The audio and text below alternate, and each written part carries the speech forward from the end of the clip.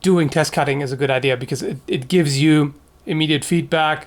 Does this work or does it not? If you don't do any test cutting at all and you just do sparring and whatnot, it's easy to end up with a situation where you just notice, oh well, I hit, I connected, but you may not be as sensitive to feeling the edge alignment and noticing that, oh well, actually that hit, partially with a flat or fully with a flat. Even though you have to be in historical combat, you would have to be very aware of any injuries. You don't want to take any injury at all for the reasons mentioned. But at the same time, I also find it fascinating what people survived.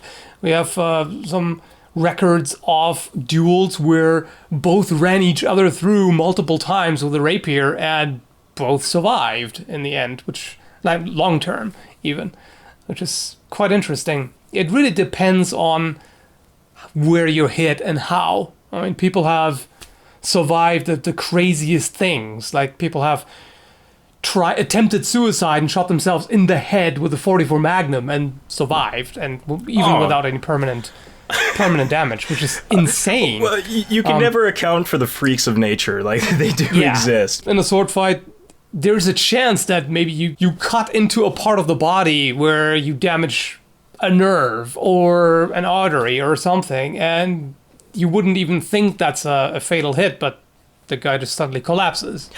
Shock is a big one as well, because everybody's shock tolerance is completely different. If someone's on crack or something, they can keep going. Do we know if there was like any historical drugs where maybe there was similar effects? Because that's something to take into account as well. That's something I never thought of. Well, the berserkers come to mind, who supposedly took some types of mushroom to get themselves into a battle frenzy. Didn't people lick toads as well? Oh yeah, things like that. So who knew what drugs at the period in time also influenced people? Because I wouldn't be surprised if they were used more often than maybe, because it seems like a pretty obvious thing, especially when somebody is terrified of the prospect of a battle. And I mean, everybody, like, unless you're really a veteran and you've been through so many battles that you just dulled and you don't care anymore, but the first time on a battlefield, you're going to be extremely scared. I mean, different people react differently, of course, but it makes certain sense that some maybe tried to ease their anxiety by taking whatever, right? Even if it's just alcohol, which might not be a great idea, because you're kind of if you affect your motor skills, that might not be just a little bit a good idea. Although I believe there's been some testing where if people have a very light buzz, they tend to be more relaxed, and sometimes that can help performance if you tend to get I'm going to pull a little bit of my coaching and kinesiology schooling in here, but there's this absolutely hilarious concept called the performance arousal curve, which I'm surprised I'm the only one who found that in my classes hilarious, but then again, I am a 12-year-old child. And so basically, the idea is that the more aroused you are, generally the great English, but generally the worse you perform. And similarly, if your arousal's too low, then you have to find the sweet spot. So sometimes people can't. They get way too pent up. So a very light alcohol might relax them a little bit, but I don't think anybody's going to do too well completely hammered.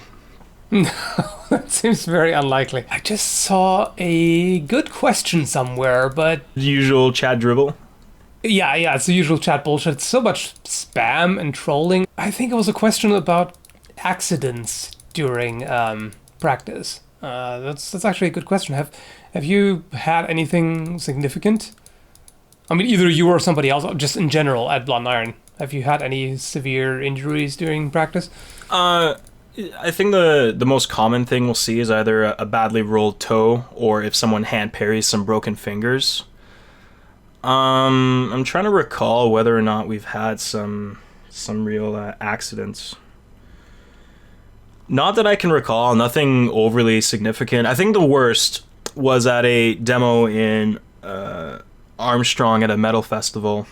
in Armstrong, BC, was we were doing a demonstration, and this was some of the fairly early days. So Featherschwerts, or feathered longswords, it was the really early Hanwei ones, I believe, so mass-produced in China. And so what ended up happening is that a guy did a cut-to-thrust combo, and Lee, my instructor, actually parried the initial cut. What happened then is that broke the tip of the sword, so his strike was still able to go through. Normally the block would, or the parry would have stopped it, right? But then because the tip broke, it traveled through, and then he went for the thrust. A piece of that was still jagged, and that actually went through Lee's flank. That was the worst I've seen, and that's actually probably the biggest reason why those swords are no longer being used in all of HEMA. But that's definitely rare. Most of the injuries don't tend to come from sword stuff. That's the danger with so much of this wrestling stuff, is when you do it against an unwilling opponent, it's meant to damage you, to put it like exactly. It's meant to disable you on the way down for the most part. So and protective gear doesn't help there. No. In a few cases it can offer some protection, but generally any kind of twisting of joints or overstretching of ligaments and stuff, there's absolutely, even if you're in full plate, there's nothing that can help really. It can really only help against the impact of falling to the ground, but stuff like that.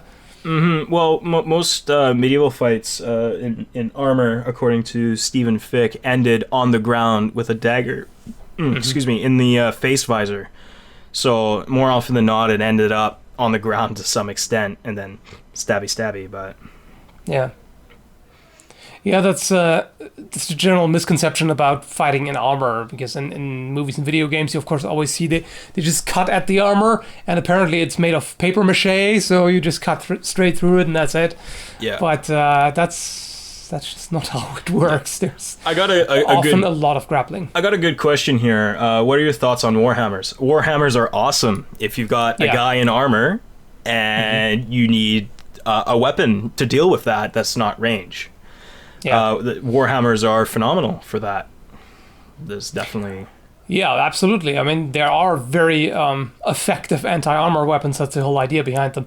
Although, I'd say the issue is, if let's say you're facing somebody who's armed with a sword and you yourself are unarmored, that would be a problem if you then have a warhammer, because the warhammer is just nowhere near as agile as the sword. It's not as nimble. Another good can opener is the halberd. Oh yeah. It's I'm a very big fan of the halberd. That's an interesting question. What would you have? A matchlock musket or a longsword in the 16th century? Well, it really, really depends on the situation. Like if it was a duel, then of course I wouldn't want the matchlock musket, because one shot and then I have a club.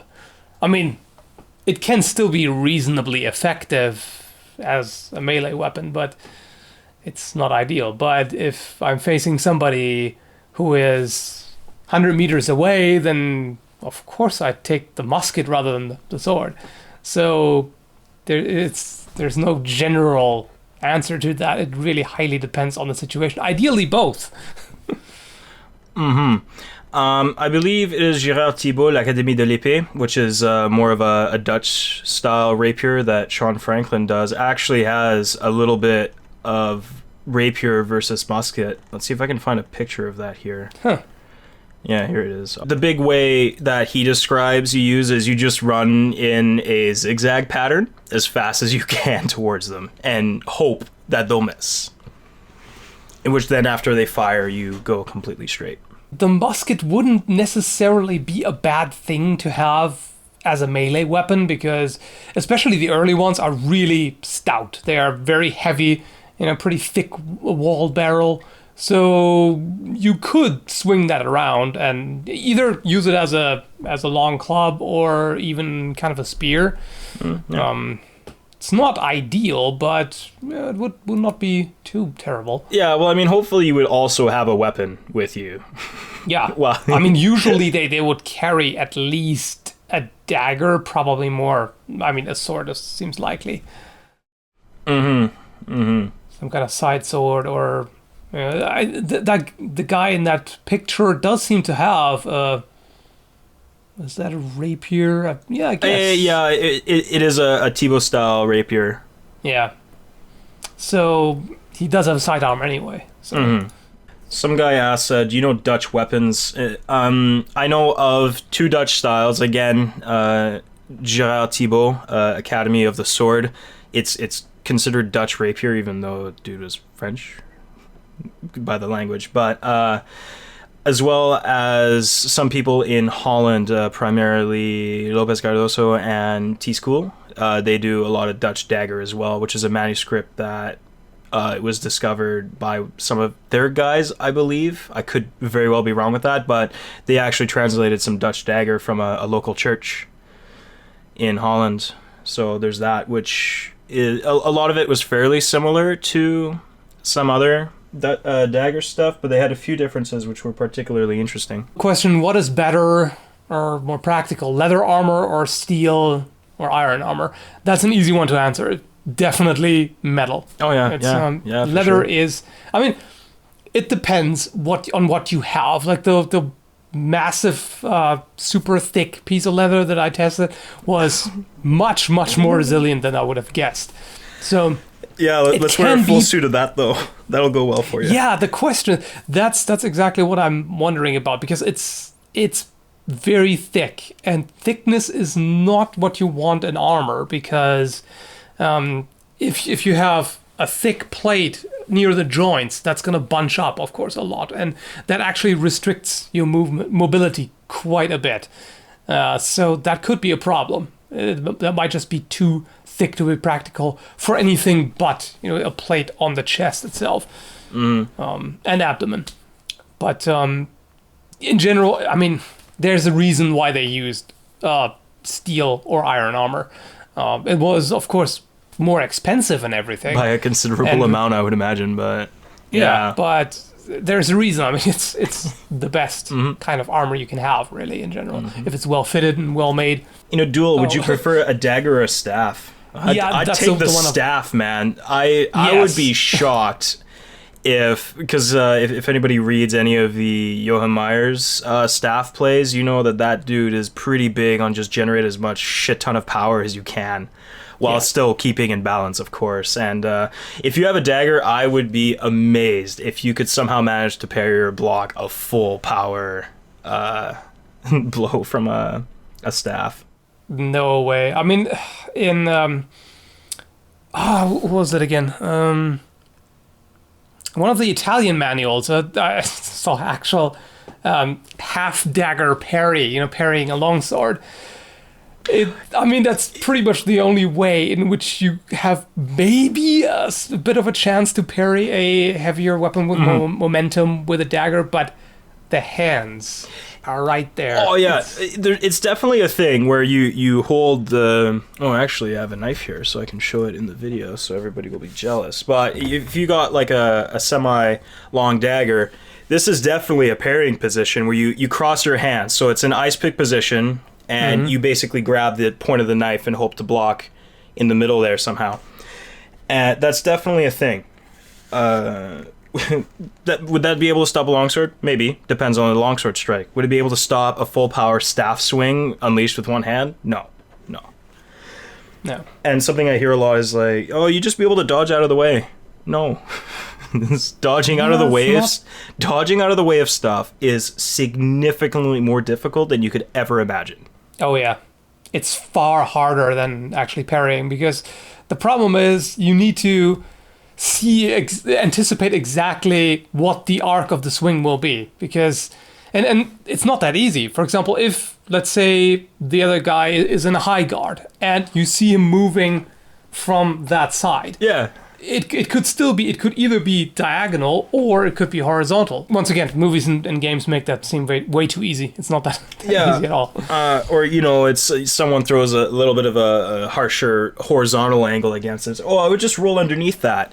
Except if I start my strike and I notice you're trying to roll, I'm just gonna then just hammer it straight downwards on top of you. There's like... Exactly. The thing is, you're moving your entire body as opposed to the other guy moving just the staff. So you're going to take more time. They're going to be much more able to see what you're doing. The one hope you would have is to sacrifice your non-dagger arm and take the hit and hope that the person's footwork is not very good. Yeah. Because if you, I could take a hit in my offhand, and if they plant their footwork, then you can get in and get close and do work. Yeah. But if I'm the staff user, I throw a huge strike, I notice that they're blocking with their off arm and are rushing in, I'm going to keep stepping back, recuperate, and then keep attacking them. Like, it's not... Yeah. If the staff user is not very good, you can maybe feign and then try to make them attack, miss you, and then try to grab the staff. Because if you can grab a staff or a spear, then you're at a major advantage. But or getting there is hard. Yeah, or step back and then try and close as fast as possible. But again, that goes with the thing is I, as a staff user, am throwing my strike and I notice that you're stepping back, I'm going to probably cut my strike short because I know what your plan is at that point. Yeah. So it's incredibly difficult to with a short weapon against a long weapon. It's very, very hard. Well, the disadvantage is huge. It's not. There's a reason the halberd kind of stuck around for a long time after everything else. And I mean, staffs were very popular throughout pretty much all ages and everywhere, all around the world is for a reason. It's so cheap. It's a big stick. It's just a stick. Cheap to make, cheap to replace, and that can be pretty freaking effective. Oh yeah, absolutely. And even against armor. Well, as well as it's easier to use overall because you don't have to worry about edge alignment. Yeah. Just smash the shit out of them, really. It's kind of, to put it very, very bluntly, but obviously there's more to it than that. Some guy asked, where's the best place to use a mace? I would probably say the head. You hit someone in the head with a mace, they're probably going to stop. Yeah, head or chest, I'd say. You have to either... smash the chest and then go for the head. Or if you smash some ribs, they are not going to be able to fight properly. And you probably also collapse a lung, and I can testify that it's very, very it's not good. Debilitating. It's not good. If you can't breathe properly, and even if it's just one lung collapsed, you're out. You can't breathe properly, and you're in a lot of pain. If both are collapsed, it's over. Yeah, well, if your lungs are impaired, it actually does so much because the way oxygen works for energy, basically, if you do not have oxygen, you don't generate like 1/8 of the energy you would otherwise. For sciencey people, that's called the electron transport chain. But so not only are you then not able to be able to generate ATP, which is potential energy for your muscles to use. So not only can you not do that, but then you can't rid of carbon dioxide out of your body as easily either. So then you're going to get some serious lactic acid and other kinds of acid builds up. So you'll just run out of steam so fast if you cannot breathe. That must also be quite a significant problem if you're wearing a breastplate and somebody smashes it and dents it with a mace, and it's dented significantly so that you can't expand your chest enough. Because in a fight, of course, you need so much oxygen. You need to be able to take deep breaths. So if it's constricted, that might actually be quite a major problem. But in unarmored combat, the drawback is you are, I'd say you are a bit more limited, because with a sword, if you cut into a leg or even just an arm, depending on where the cut lands, they might bleed enough to be incapacitated by that. With a blunt weapon, you have to rely on breaking stuff, basically. Yes, if you're doing Broschfechten, so unarmored fighting, imaginary, yes. If we're imagining that we're wearing regular street clothes, I would much rather have a sword because of different advantages you can get. Bludgeoning weapon, like a mace, for example, the thrust is okay, but it's not as effective as a sword thrust. Or the sword thrust, you can also use false edge stuff, and you can bind with a sword as well, which with the mace would be awkward. And so, I mean, if I hit you in the head with a sword or a mace, I still have a good time, right? But the real question is, how easy is it for me to get there? And I think it's easier with a sword because you have more tools in the box. There's another question here. Could you parry with a spear point? Spear can be very similar to rapier, where you don't generally want to just engage in like actual binding, or you don't want to engage with their blade. If they're throwing a big strike at your spear, you use your backhand to just dip the point underneath back up, and then you go in for your thrust, right? Mm-hmm. So you, generally speaking, you don't want to... Yeah, there's not much reason to parry with a spear. No, you gain very little from it. Like, I mean, you could go underneath and then push their sword down or something, but you wouldn't... Mm-hmm. You wouldn't displace their weapon and then just sit there. It'd be very difficult to displace their weapon from a strike and then strike back at them. It's just not... Yeah. I just noticed my camera shut off. It ran out of battery. So I guess it's a good point to end this.